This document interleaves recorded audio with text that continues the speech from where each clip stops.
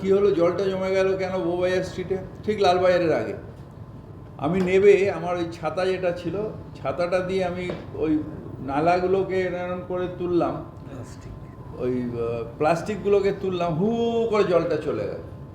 মানে এই যে ওই দোকানদারগুলো আর কি, তারা প্লাস্টিকগুলো রাস্তায় ফেলে দিচ্ছে এবং পরবর্তীকালে জলটা জমছে। কিন্তু একটা ছাতার একটা পেছন দিকটা দিয়ে আমি জাস্ট ওটাকে ছুড়লাম, হু করে জলটা চলে গেল। এই যে মানুষেরও দায়িত্ব নেওয়া উচিত যে আমি প্লাস্টিকটা রাস্তায় ফেলবো না, একটা বিনে গিয়ে ফেলে দিই, আমি একটা নিজের কোনো একটা এতে রেখে দিই, বা যখন বিসেল দিচ্ছে তখন ফেলি। আর কিছু কিছু আছে এখানে র্যাক পিকার্সের নামে প্লাস্টিক স্ক্র্যাপ ট্রেডার্স, তারা কলকাতাকে নোংরা করছে। এইসব স্ক্র্যাপগুলো গরিব মানুষকে হয়তো সামান্য কিছু দিচ্ছে, এগুলোকে নিয়ে রাখছে এবং সেখান থেকে যেটা দরকার হচ্ছে নিচ্ছে, বাদ বাকিটা রাস্তায় ফেলে দিচ্ছে।